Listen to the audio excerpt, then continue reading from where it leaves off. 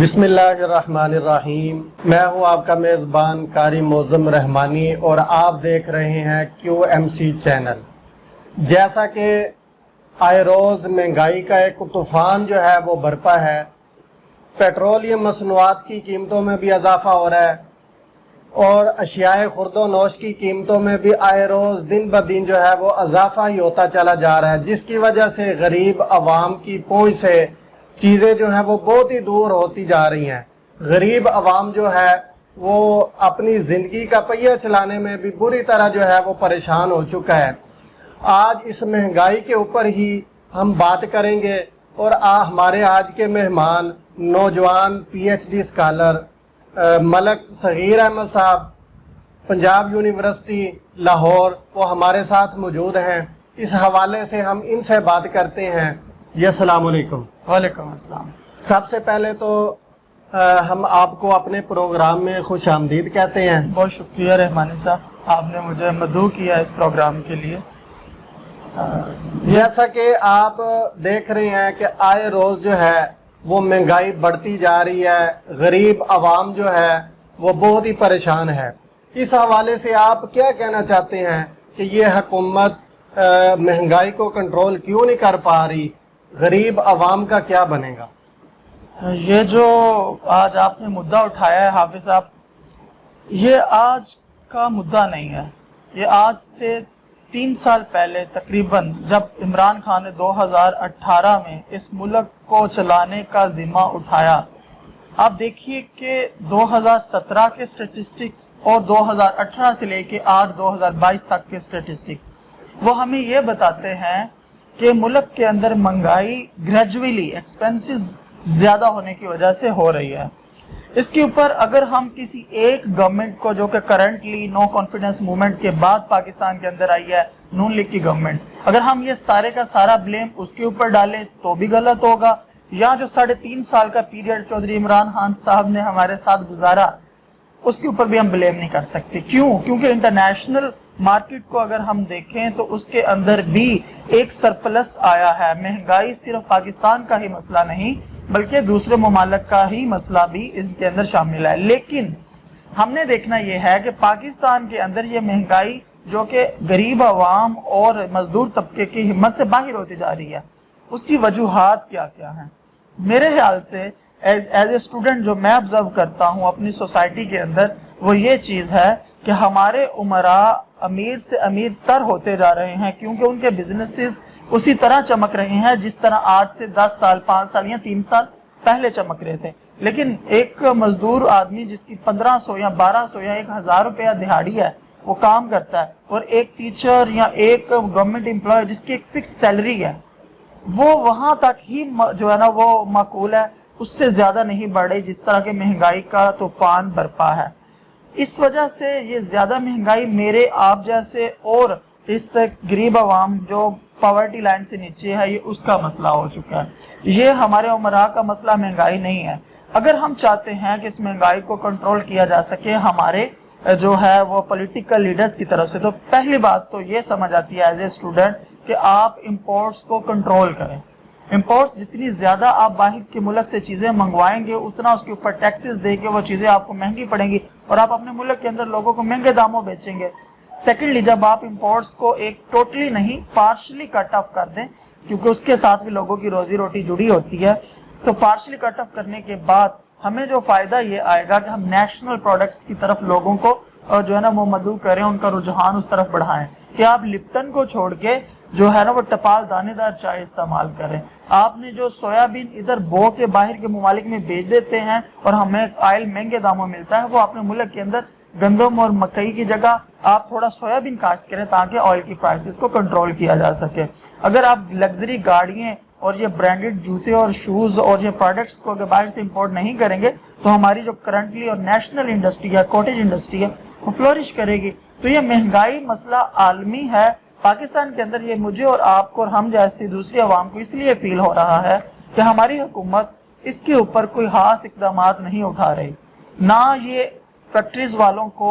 یا ملوں والوں کو سبسڈیز دے کے پرائس کنٹرول کروا رہے ہیں، اور نہ ہی یہ اپنے دوسرے ملازم طبقہ کی تنخواہوں میں یا ان کی دیہڑی کے اندر اضافہ کر کے ان کو ملک کے اندر بڑھتی مہنگائی کے اکول لا رہے ہیں، جس وجہ سے ہمیں آج یہ مہنگائی کا سامنا کرنا پڑ رہا ہے۔ اور میں سمجھتا ہوں یہ نون لیگ گورنمنٹ جو اس وقت آئی ہے، یہ تو ان کے برے دن چل رہے ہیں۔ جیسا کہ دیکھیں نون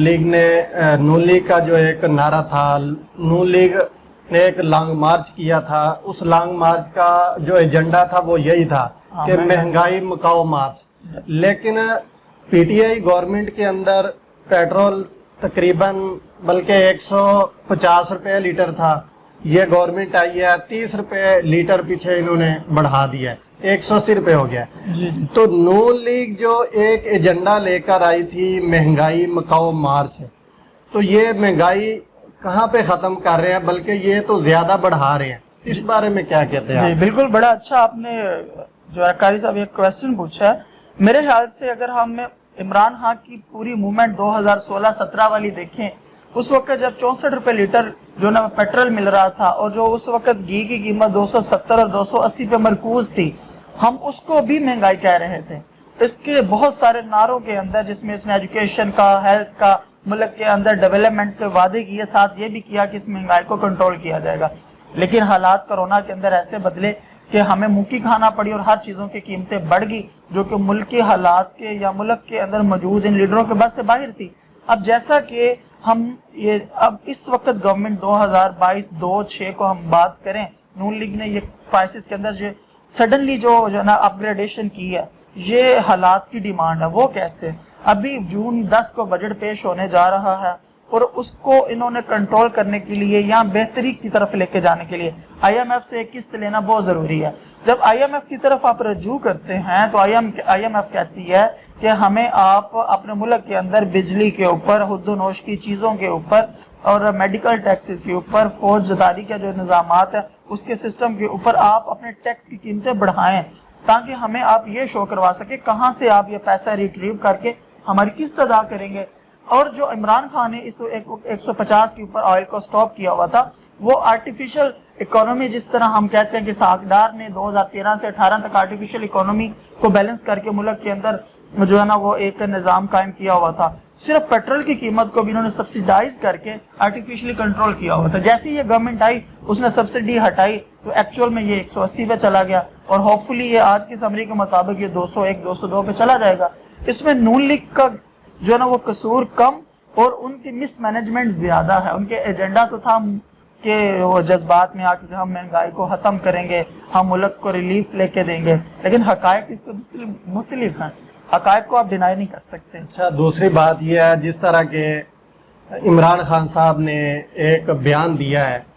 کہ اگر اسٹیبلشمنٹ جو ہے وہ صحیح فیصلے نہیں کرتی تو ملک جو ہے اس کے 3 حصے ہو جائیں گے، وہ 3 حصوں میں تقسیم ہو جائے گا۔ کیا اس طرح کے بیان پاکستان کے اندر دینا یا ملک کے بارے میں دینا یہ بیان کہ پاکستان جو ہے وہ 3 حصوں میں تقسیم ہو جائے گا، اس بارے میں آپ کیا کہتے ہیں؟ دیکھیے، ایک اسٹوڈنٹ کی نظر اس وقت سوسائٹی میں ینگ ہو، اسٹوڈنٹ ہو اور لاہور جیسے شہر میں رہ رہا ہو، تو وہ ہم بہت ساری چیزیں اپنے ارد گرد جو آبزرو کرتے ہیں وہ اور دیکھتے ہیں اور پڑھتے ہیں، یہ پتہ چلتا ہے ایک محب وطن اس طرح کا بیان اور اس طرح کی ویگ سٹیٹمنٹ اس نرج پہ کہ جب ملک آپ کا ایک سائڈ پہ دیکھا جائے تو دیوالیہ ہونے جا رہا ہے، ملک کے اندر مہنگائی کے جو حالات ہیں، دوسری طرف کوئی ایک ایگزیکٹ اور ایکوپڈ گورنمنٹ ہمارے پاس نہیں ہے۔ ان سارے حالات کو دیکھا جائے تو اس طرح کی سٹیٹمنٹ دینا ملکی حالات کے اوپر اثر انداز ہو سکتا ہے۔ اب رہی بات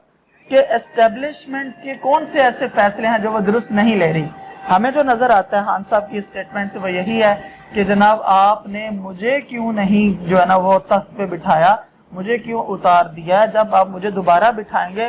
تب آپ کا فیصلہ درست ہوگا، آپ نے مجھے ہٹا دیا ہے تو میرا فیصلہ درست نہیں آپ لے رہے۔ ان کا جو بیان ہے اس کا مقصد یہی ہے کہ اگر آپ نے ملک کو 3 حصوں میں تقسیم ہونے سے بچانا تو مجھے وزیر اعظم دوبارہ بنایا۔ It is only the game of power۔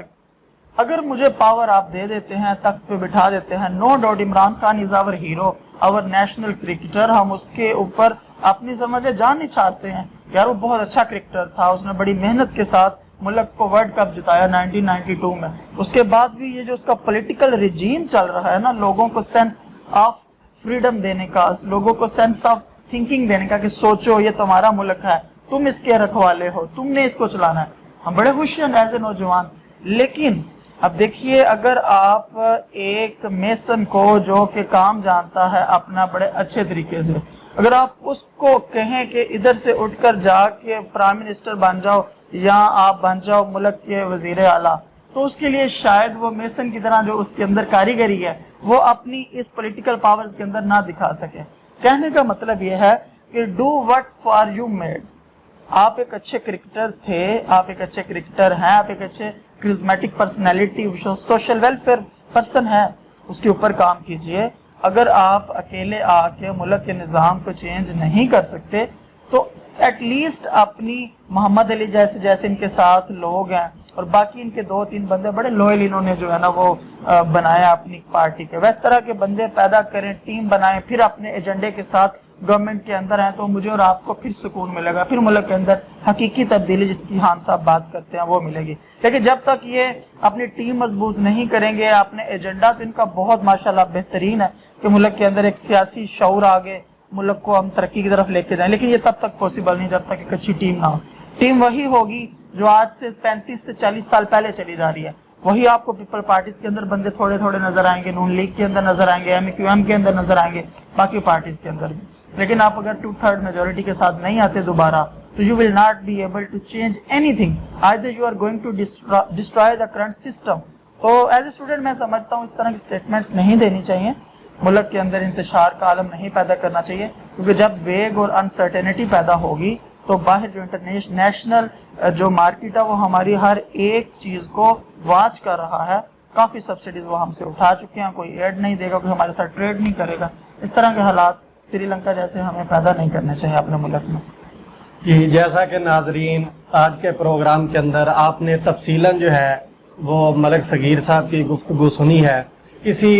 بات کے اوپر ہم اپنا پروگرام ختم کرتے ہیں۔ اپنے میزبان معظم رحمانی کو کیمرہ مین سلمان کے ساتھ اجازت دیجیے۔ اللہ حافظ۔